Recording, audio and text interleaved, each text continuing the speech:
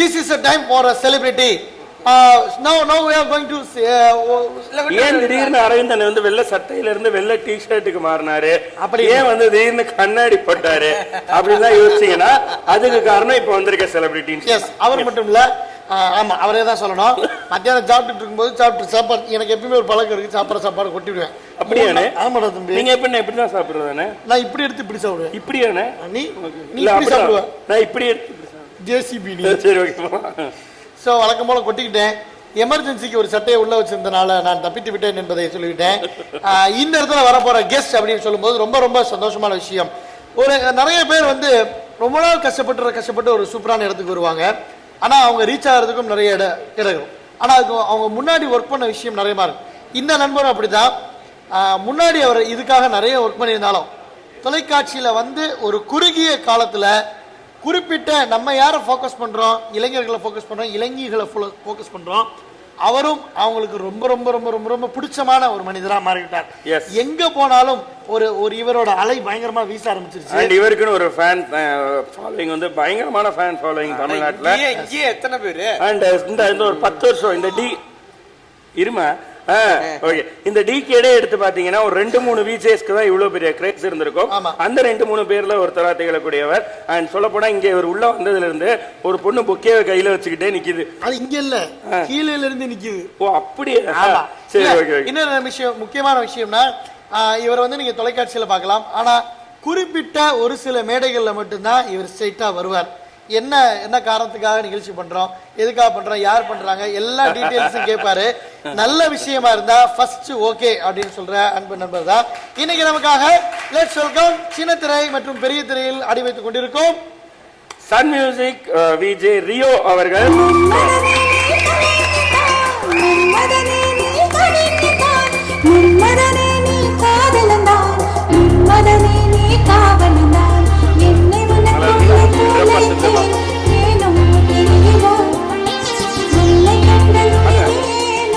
சபரி அவர்கள் வந்து இப்போ புக்கே கொடுப்பாரு.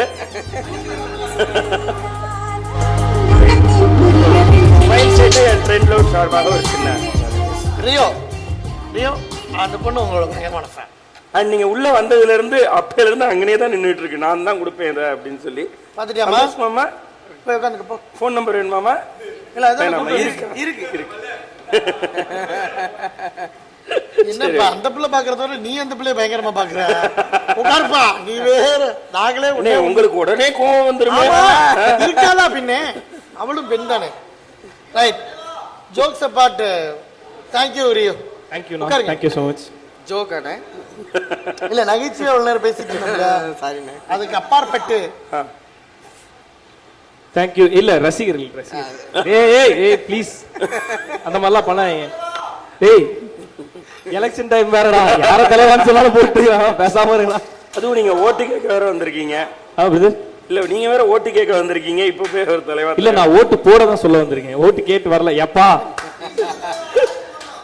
சரி ஓகே. ஃபர்ஸ்ட் ஸ்மைல் சேட்டை ரசிகர்கள், ஃபாலோவர்ஸ் எல்லாருக்கும் வணக்கம். நான் உங்க சன் மியூசிக் விஜய் ரியோ. இது எல்லாம் வீடியோ பைட்லயும் சொல்லிடுறதுண்ணே, இங்க மிஸ் ஆயிடக்கூடாது, அதனால தான் சொல்லிட்டேன். அது ப்ரொசீஜர்ல போயிருங்க. அவ்வளவுதான் சொல்லிட்டேனே. இவ்வளவுதான், இப்படிதான் ஆரம்பிக்கணும், அதுக்கப்புறம் சொல்றதுதான் நான் பேசுவேன். சூப்பர்.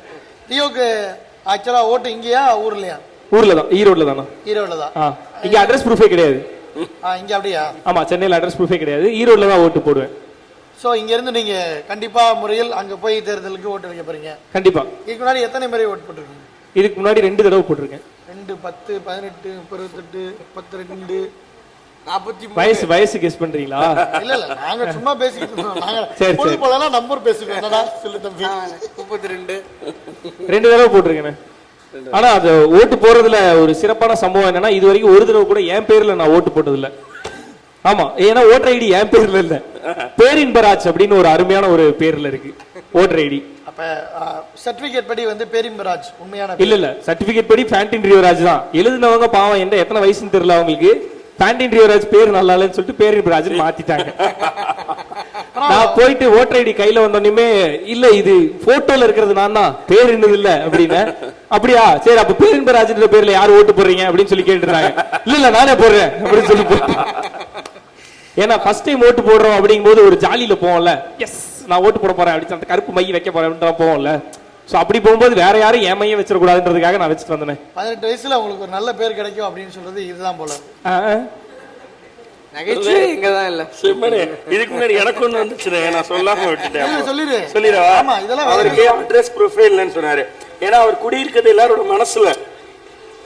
இப்படி மாத்தி மாத்தி இது ஏதோ பெருசா பண்ணுவாங்க. இந்த தேர்தலுக்கு வந்து 1 கோடி இளைஞர்கள் புதுசா ஓட்டு போட வர்றாங்க. நீங்க சொன்னீங்கல்ல ஃபர்ஸ்ட் டைம் ஓட்டு போடும்போது அப்படின்னு, அந்த அது கொஞ்சம் விளக்கமா சொல்லுங்க. அதுவானே, இப்போ அந்த ஓட்டு போட போறோம் அப்படிங்கும் போது நாட்டின் உரிமை, உங்களோட உரிமையை காப்பாத்துங்க, தமிழகமே உங்க கையில தான் இருக்கு, நாட்டை தூக்கி நிறுத்துங்க அப்படி இப்படின்லாம் நிறைய பேர் சொல்லுவாங்க. நான் அதெல்லாம் சொல்ல, ஓட்டு போட போகும்போது செம்ம ஜாலியா இருக்கும். போகும்போது திடீர்னு நம்ம படிச்ச ஸ்கூலா இருக்கும், இல்லைன்னா நம்மளுக்கு தெரிஞ்ச ஒரு ஆபீஸா தான் இருக்கும், டெய்லி தான் போயிட்டு வந்திருப்போம், அப்ப உள்ள விட மாட்டாங்க. சோ அந்த மாதிரி விஷயத்தெல்லாம் நம்ம தாண்டி எல்லாம் போக வேண்டியது இருக்கும். அதுவும் இல்லாம அந்த பூத்துக்கு நடுவில் போய் நின்று அந்த ஓட்டுற அந்த பாக்ஸ் இருக்கு இல்லையா, அதை பாக்குறதே ஒரு தனி சுகம். நீங்க போய் பாருங்க. அதுவும் நம்ம விரல குத்துறதுக்கு முன்னாடி நம்ம விரல குத்த வேண்டியதை வேற ஒருத்த குத்திட்டு போயிடுவானோ அப்படின்னு ஒரு டவுட், அந்த பயம் எல்லாம் இருக்கும் இல்லையா. சோ அந்த மாதிரி நிறைய இருக்கும். உங்களுக்கு புதுசா பேர்லாம் வச்சிருப்பாங்க, உங்களோட வயசெல்லாம் மாத்திருப்பாங்க. இந்த மாதிரி நிறைய டீட்டெயில நீங்க போய் தெரிஞ்சுக்கணும் அப்படின்னா ஓட்டு போட்டீங்கன்னா இந்த விஷயம் எல்லாம் உங்களுக்கு. அதே மாதிரி அந்த மை வந்து அழியாதுன்னு சொல்லிருப்பாங்க முதல்ல ஓட்டு போட. ஆமா பிரதர், நான் ஓட்டு போட்டதுக்கு மெயின் ரீசனே அந்த மை தான். ஒரு வாரம் அழியாம எப்படி அழியாம போட்டேன். ஒரு பெரிய விஷயம் தான் இல்லையா. ஆமாண்ணே, அதுவும் போட்டுட்டு இந்த பிளேடு வச்செல்லாம் சுரண்டி பார்ப்பேன் நான். அப்படிலாம் பண்ணிருக்கேன். சின்ன வயசுல இருந்து அந்த மாதிரி ரியோ செய்வீங்களா? ஆமாண்ணே, நிறைய பண்ணிருக்கேன். எக்ஸ்பெரிமெண்டலா இருக்கிறது எனக்கு ரொம்ப பிடிக்கும்னு வச்சுக்கோங்க. அப்படிதான் சின்ன வயசுல இருந்து ஒரு 10-15 வாட்டி இது இல்ல ரியோ எவ்வளவு விளையாட்டுத்தனமா இருக்காருன்னா அதான் விஷயம். சின்ன வயசுல இருந்தே ரியோக்கு வந்து இதான் பேஷனா இருந்துச்சா, ஒரு ஆம்பிஷனா இருந்துச்சா? எதுனா ஓட்டு போடுறதா? இந்த விஜய் ஆகணும், ஒரு ஆங்கரிங் ஆகணும், துறையில வரணும் அப்படின்றதுதான் இருந்ததுதான். எல்லாருமே சொல்றதானே, திடீர்னு தோணும் நம்மளுக்கு. சின்ன வயசுல இருந்தே ஆசை இருந்ததுன்னு தான் சொல்லுவோம். ஆக்சுவலா ஒரு 18 வயசு 20 வயசுக்கு மேல தான் தோடி இருக்கும். கேட்டா இல்ல நான் ஸ்கூல் டேஸ்ல இருந்தே அப்படின்லாம் சொல்லுவாங்கல்ல, அந்த கேட்டகரி தான் நானு. ஸ்கூல் டேஸ்ல இருந்தே ஸ்கூல் டேஸ்ல இருக்கும்போது டிவிக்கு போகணும்லாம் ஆசை இருக்காது. ஸ்கூல்ல ஸ்டேஜ் ஏறணும்னா பசங்க எல்லாம் கை தட்டணும். சும்மாவே கிளாஸ் ரூம்ல ஏதாவது பண்ணிட்டு இருப்பேன், அப்ப பசங்க எல்லாம் ரசிப்பாங்கல்ல. சோ அந்த மாதிரி ஸ்டேஜ்ல வரணும், ஸ்டேஜ்ல போய் நிக்கணும் அப்படின்லாம் தோணும். பின்னாடி இருந்து மேல இருக்கிறவன கலாச்சிட்டு இருப்பேன். அடுத்த ஒரு 5 நிமிஷத்துல நானே மேல போவேன், என்ன கலாய் பண்ணுங்க. இந்த மாதிரி சின்ன வயசுல இருந்தே தான். சோ அப்படியே இருந்தது. சென்னைக்கு வந்து ஒரு நல்ல ஒரு மோல்டிங் இடத்துல சேர்ந்து உங்களை நீங்களே தயார்படுத்திக்கிட்டு இன்னைக்கு வந்து என்ன இன்னைக்கு வந்து ஒரு நல்ல இடத்துல அவருக்கு கேள்வி இல்ல, அப்படி ஒரு ரொட்டேஷன்ல போயிட்டே இருப்பாங்க. நான் சொல்ல வந்த புரியல, பேசிக்கிட்டே யோசிக்கிறது.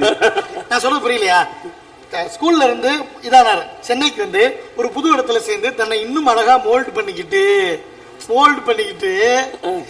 நீங்க என்னோட 4 வருஷம் 5 வருஷம் முன்னாடி இருக்க போட்டோ பாட்டாருன்னு நினைக்கிறேன். அப்புறம் சொல்றேன்.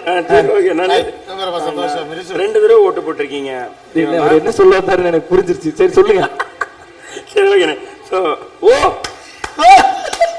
இவருக்கு இப்பதான் புரியுது. அது நீங்க அதாவது நம்ம யார்கிட்ட படிக்கிறோம், யார்கிட்ட கத்துக்கிறோம் அதை பொறுத்து. இது இன்டர்னல் ஜோக், எங்களுக்கு மட்டும் புரிஞ்ச ஜோக். இவ்வளவு நேரம் பார்த்தவங்க யாருக்கும் புரிஞ்சிருக்காது, பாவம். Please sir. சோ 2 தடவை ஓட்டு போட்டிருக்கீங்க. என்ன அடிப்படையில நீங்க ஓட்டு போடக்கூடிய அந்த கேண்டிடேட்டை சூஸ் பண்றீங்க? இல்ல, செகண்ட் டைம் ஓட்டு போடும்போது தான் எனக்கு கொஞ்சம் அந்த ஓட்டோட சீரியஸ்னஸ்லாம் புரிஞ்சுது. ஃபர்ஸ்ட் டைம் நான் சொன்ன மாதிரி தான் அந்த ஒரு ஜாலி, அந்த ஒரு ஹாப்பி, ஒரு மாதிரி எப்படி இருக்கும் அப்படின்றதுக்காக தான் போட்டேன்.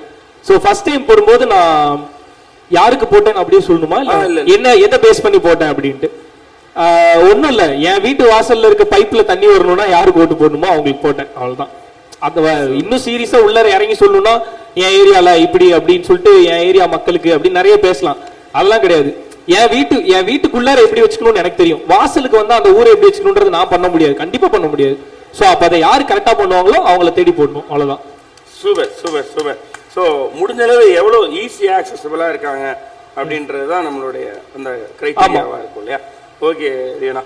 ஸோ நிறைய பேர் இங்கே வரக்கூடிய செலிபிரிட்டிஸ் எல்லாருமே இந்த விஷயத்த இன்னும் பெருசாக எடுத்து செல்றதுக்கும், இந்த 5 லட்சத்தை சீக்கிரமாக அடைகிறதுக்கும், இவங்க கிட்ட நான் இந்த விஷயத்த சொன்னா அவங்க எடுத்துட்டு போவாங்கன்னு ஒரு 3 பேரை நாமினேட் பண்றாங்க. நீங்க ட்விட்டர்ல இந்த போட்டோவை ட்வீட் பண்ணும்போது அவங்கள டேக் பண்ணி ட்வீட் பண்ணலாம். இஃப் பாசிபிள் அவங்க ஹெல்ப் பண்ணலாம், சப்போர்ட் பண்ணலாம். அந்த மாதிரி 3 பேரை நீங்க நாமினேட் பண்ணணும்னா யாரு? இங்க இருந்தா ஐ மீன் மக்கள் கிட்ட ஈஸியா ரீச் ஆகுற மாதிரி, மக்கள் கிட்ட ஈஸியா ரீச் ஆகுற மாதிரி இருக்க உங்களுடைய ஃப்ரெண்ட்ஸ் என்னோட ஃப்ரெண்ட்ஸ் இருக்கு. இவங்க ட்விட்டர்லயோ ஃபேஸ்புக்லயோ சொன்னா மக்கள்கிட்ட இது போய் ரீச் ஆகும் நீங்க நினைக்கக்கூடிய 3 பேர். அப்படின்னா செலிபிரிட்டிஸ்ல சொல்லுமா? செலிபிரிட்டிஸ்ல சிவகார்த்திகேயன் தான், நிறைய ஃபாலோவர்ஸ் இருக்காங்க. நிறைய ஃபாலோவர்ஸ் இருக்காங்க. அவரும் ஆக்டிவா இருப்பாரு, அவரோட ஃபாலோவர்ஸும் ஆக்டிவா இருப்பாங்க ட்விட்டர்ல. நேத்திக்கு வந்து அவருடைய ஃபாலோவர்ஸ் தான் ஃபர்ஸ்ட் ட்வீட் பண்ண ஆரம்பிச்சாங்க. அடுத்த 1 ஹவர்ல சிவகார்த்திகேயன் இத பத்தி ட்வீட் பண்ணாரு. அதான் சொன்னேன்ல, ஃபாலோவர்ஸும் ஆக்டிவா இருப்பாங்க, அவரும் ஆக்டிவா இருப்பாரு ட்விட்டர்ல. வேற ட்விட்டர்லனா நேத்து உங்களை வந்து 2 நண்பர்கள் வந்து நாங்க ரியோ அட்டாக் பண்றோம்னு சொல்லியிருந்தாங்க. அசார் அவர்கள், டிஎஸ்கே அவர்கள் எல்லாம் வந்து உங்களுக்கு ஆல்ரெடி பண்ணியிருந்தாங்க, நீங்க ரீட்வீட் பண்ணிருந்தீங்கன்னு சொல்லியிருந்தாங்க. சோ புதுசா இன்னும் இது அதிகமா ஸ்ப்ரெட் ஆகிறதுக்கு ஆர்ஜே பாலாஜி. சூப்பர். மெயினா இந்த மாதிரி சோஷியல் காஸ்ட்லாம் வந்து அவர் போட்டாருன்னா, அவர் ட்வீட் பண்ணாருன்னா இன்னும் வைரல் ஆகிறதுக்கு நிறைய சான்சஸ் இருக்கு. கண்டிப்பா. சோ அவரும் அதே மாதிரி ட்வீட் ஏதாவது போட்டாரா? அவரு போன் இன்ல நம்மள்ட்ட பேசினாரு. Okay, super. அடுத்து சோ அவ்வளவுதான் எனக்கு தெரிஞ்சு இவங்க 2 பேர் மெயினா. Super. So thanks a lot. உங்களுடைய time Thank you so much. அத சொல்லிரணும்ல, உங்களோட பிஸி ஷெட்யூல் நடுவுல ஆக்சுவலா ஜிம்முக்கு போய் பயங்கரமா வந்து அடுத்து பண்ண போற அந்த பெரிய ப்ராஜெக்ட்காக அண்ணன் வந்து அத பத்தியான இட்ஸ் பேஸ்ட் ஆன் ஒரு 200 crores பட்ஜெட். 200 crores கால் மேல போய் சாயந்தரம் 5000 பட்ஜெட்ல ஒரு ஷோ பண்ணுகிறேன். பேசிட்டு அத பத்தி பாருங்க. 2000 கோடி கால் கூட மேல போகுதுன்னா சரி, ஓகே. சோ தேங்க்ஸ் நான் ஒரு செல்ஃபி ஒன்னு. Thank you. கண்டிப்பா. விரையால் மாறிய பிரியுமோ எட்டும் வெளியில் ஊறிய நீரும் காயட்டும் வாக்கின் வலிமையை பரவி பாயட்டும்.